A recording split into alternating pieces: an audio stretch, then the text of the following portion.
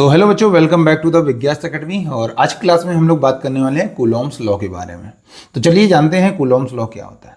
तो जैसा कि हमको पता है, अगर हमारे पास कोई दो चार्ज होंगे तो उनके बीच जो फोर्स लगता है उसको बोलते हैं इलेक्ट्रोस्टैटिक फोर्स। अब ये दो तरह का होता है, दो नेचर का होता है, ये हमने प्रीवियस लेक्चर में जाना। अगर चार्ज क्या होंगे, सेम नेचर होंगे यानी लाइक चार्जेस होंगे तो वो रिपेल करेंगे और उनके बीच जो फोर्स लगता है उसे बोलते हैं रिपल्सन फोर्स। ठीक है। और अनलाइक चार्ज जो होंगे उनके बीच जो फोर्स लगता है उसे बोलते हैं फोर्स ऑफ अट्रैक्शन या अट्रैक्शन फोर्स। ठीक है। तो चलिए जानते हैं कूलॉम्स लॉ का फोर्स जो है वो कैसे हम लोग फाइंड कर सकते हैं या कैसे डिफाइन कर सकते हैं। तो अब कूलॉम के अकॉर्डिंग अगर हमारे पास कोई दो चार्ज हो, अब ध्यान रखेंगे ये दोनों चार्ज होंगे पॉइंट चार्ज। ठीक है, पॉइंट साइज के होने चाहिए। ठीक है, बड़े चार्जेस नहीं बात करेंगे। ठीक है, तो यहाँ पर कोई दो पॉइंट चार्जेस हैं और जो कि हमारे आर डिस्टेंस पे रखे हुए हैं, तो इनके बीच की जो डिस्टेंस है बच्चों वो है आर। तो कूलॉम्स ने हमको क्या बताया, अगर हम कभी भी दो चार्जेस के बीच में लगने वाले इलेक्ट्रोस्टैटिक्स फोर्स को फाइंड करेंगे तो कैसे करते हैं। तो पहला जो लॉ था उनका अकॉर्डिंग, तो उनके according the electrostatic force is directly proportional to the product of their magnitudes, यानी कि द प्रोडक्ट ऑफ चार्जेस के डायरेक्टली प्रोपोर्शनल होगा। यानी कि दोनों चार्ज का जो मैग्नीट्यूड होगा उसका आपको क्या करना है, मल्टीप्लाई करा देना है, यानी प्रोडक्ट निकालना है, वो डायरेक्टली प्रोपोर्शनल निकल के आएगा इलेक्ट्रोस्टैटिक फोर्स के। ये इन्होंने पहला लॉ दिया था। ठीक है। और दूसरा लॉ क्या था उनके अकॉर्डिंग, दोनों मिला के ही हम लोग पढ़ते हैं, एक्चुअली हम दो पार्ट में आपको बता रहे हैं। दूसरे लॉ में क्या होता है, जो डिस्टेंस होती है उस डिस्टेंस के स्क्वायर के इनवर्सली प्रोपोर्शनल होता है। ठीक है, यानी ये दो पॉइंट होते हैं जो कूलॉम्स लॉ में इंपॉर्टेंट है। तो इसका मतलब जो इलेक्ट्रोस्टैटिक फोर्स होता है दो चार्जेस के बीच में, वो किसके डायरेक्टली होता है, वो चार्जेस के प्रोडक्ट के मैग्नीट्यूड के डायरेक्टली प्रोपोर्शनल होगा और उनके बीच का जो डिस्टेंस होगा उसके स्क्वायर के इनवर्सली होता है।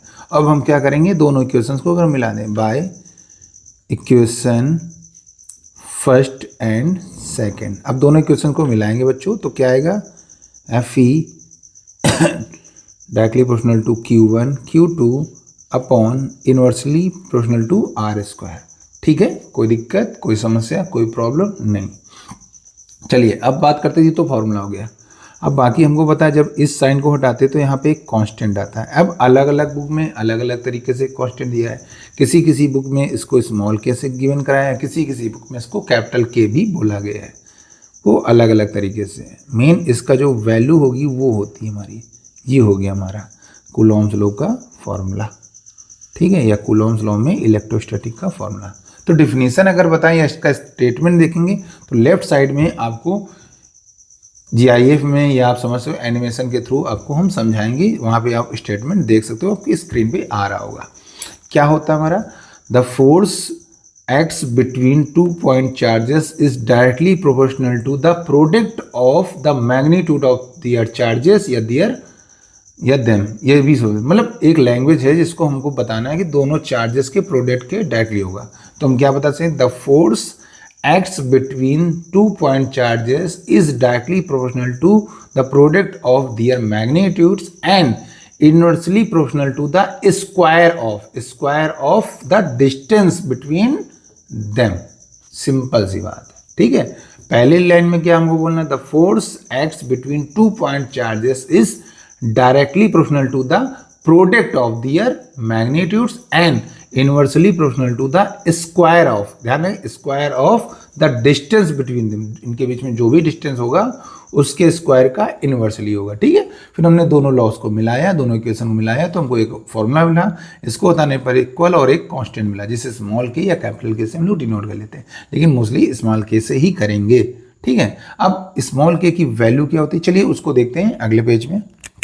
तो क्या फॉर्मूला आया था बच्चों, जो हमारा फॉर्मूला आया था बच्चों वो आया था F E is equal to आया था small k Q1 Q2 upon r square. अब स्मॉल के क्या होता है, ये कांस्टेंट होगा, इसकी एक वैल्यू होगी। तो ये फॉर्मूला जो होगा इलेक्ट्रोस्टैटिक्स वो अलग अलग मीडियम के लिए होता है। अगर हम बात करते हैं फर्स्ट केस की, case number first, for air और वैक्यूम, अगर हमारा मीडियम यानी पॉइंट चार्ज एक ऐसे मीडियम में हो जहां पर एयर हो या तो वैक्यूम होना चाहिए, तब जो k की वैल्यू है यानी कि स्मॉल k, उसकी जगह हम पुट करेंगे 1/4πε0। ठीक है, और इस भाई साहब की जो वैल्यू होती है इस वाले पार्ट की, उसकी होती है 9 × 10⁹ न्यूटन मीटर स्क्वायर पर कूलम स्क्वायर। ये आपको रिमेंबर रहना है, ये याद होना चाहिए, लर्न होना चाहिए। ठीक है, बाकी पेपर्स में आपको लास्ट में दिया जाता है सारे कांस्टेंट जितने भी होते हैं।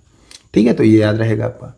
तो ये इसकी वैल्यू, और ये यहाँ पुट करेंगे तो एफ ई जो है वहाँ पे आ जाएगा एफ नॉट। नॉट का मतलब हो जाएगा एयर या वैक्यूम समझ लेंगे।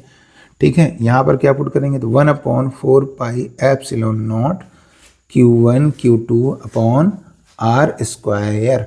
तो बच्चों ये हो गया हमारा फॉर्मूला जब हमारा मीडियम होगा एयर या वैक्यूम होगा। ठीक है, चलिए अब बात करते हैं केस नंबर 2 की। अभी बात करेंगे ये सारी चीज़ें हैं क्या। केस 2, अगर कोई दूसरा मीडियम हो फॉर एनी अदर मीडियम, चलिए कोई दूसरा मीडियम होगा तो जो स्मॉल के है बच्चों उसकी जगह पुट करते हैं 1/4πε। ठीक है, ये एप्सिलॉन होता है। अब तो इसकी वैल्यू क्या से लगाएंगे, तो यहाँ पे एक चीज़ ध्यान रखेंगे, अभी आगे चल के हम लोग पढ़ने वाले हैं। जो एप्सिलॉन होता है उसकी वैल्यू होती है ε0 k। क्लियर, जहाँ पे कैपिटल Q होता है डाई इलेक्ट्रिक कॉन्स्टेंट। तो यहाँ पे सीधे हम फॉर्मूले की बात करते हैं, तो मीडियम के लिए बच्चों हमारा जो फॉर्मूला आ गया वो आ गया 1/4πε0 k Q1 Q2 upon r square. ये वाला फॉर्मूला हम लोग यूज करेंगे जब हमारे पॉइंट चार्ज कहाँ रखे होंगे बच्चों, किसी मीडियम में रखे होंगे। क्लियर, ठीक है, तो ये हो गया एयर के लिए, ये हो गया हमारा मीडियम के लिए।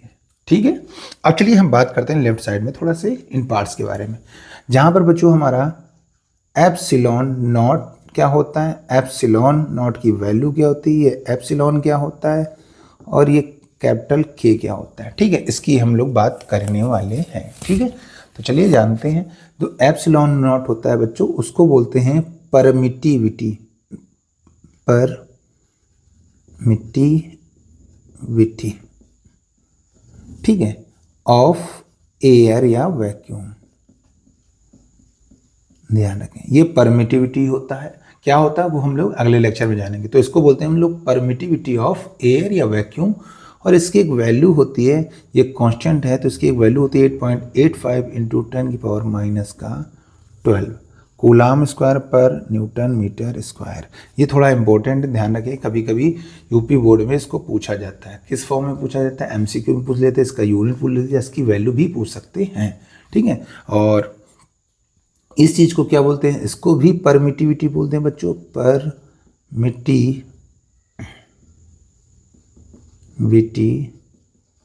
Of medium.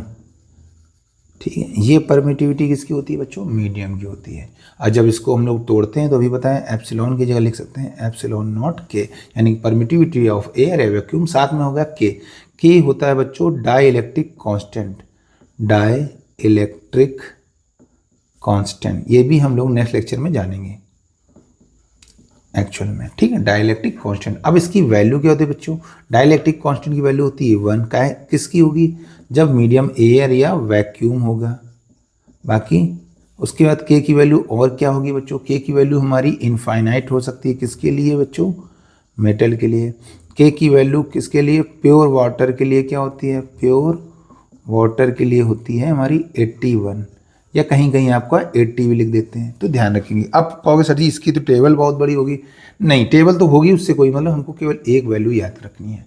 के की वैल्यू 1 होती है, एयर वैक्यूम, मेटल की इनफाइनाइट। इसका मतलब डाइलेक्ट्रिक कांस्टेंट की वैल्यू 1 और इनफाइनाइट के बीच में ही होगी, कोई भी मीडियम हो, एयर या वैक्यूम होगा, मीडियम में एयर हो या वैक्यूम तो 1 हो गई, उसके अलावा कोई मैटर होगा, कोई भी मीडियम होगा, उससे कोई मतलब नहीं है, उसका के आपको गिवन रहेगा क्वेश्चन में। ठीक है, आई होप आपको थोड़ा समझ में आ गया। तो कूलॉम्स लॉ में सिंपल सी बात है, इलेक्ट्रोस्टैटिक फोर्स फाइंड करना होगा हमको, एयर या वैक्यूम के लिए फॉर्मूला ये होगा, और मीडियम के लिए। अब दो को सर याद कर नहीं, आप केवल एक इसको याद कर लीजिए। अब इसको याद करने से क्या बेनिफिट रहेगा आपको, अगर क्वेश्चन में एयर या वैक्यूम आ गया तो आपको होता है के की वैल्यू 1 पुट कर देंगे, और आप जब यहाँ 1 पुट कर दोगे तो बताइए एफ नॉट बन जाएगा, तो ये 1/4πε0, के की वैल्यू 1 हो गई तो Q1 Q2 upon r square. देखिए सेम वही फॉर्मूला आ गया। ठीक है, आपको एक ही याद रखना है। तो आ गई बात समझ में। तो कूलॉम्स लॉ का फॉर्मूला में डिफिनीशन अगर बोलें, स्टेटमेंट क्या होगा बच्चों, तो क्या बोलेंगे, the force acts between 2 point charges is directly proportional to the product of the magnitude of charges and the inversely proportional to the square of distance between them. ठीक है, तो डायरेक्टली होगा Q1 Q2 का, inversely होगा R square के। ठीक है, तो चलिए फिर अगले लेक्चर में हम लोग बात करते हैं डाइलेक्ट्रिक क्वेश्चन और अगर अदर डेफिनेशन जो भी आएंगी। ठीक है, चलिए फिर मिलते हैं नेक्स्ट लेक्चर में, तब तक के लिए जय हिंद बच्चों।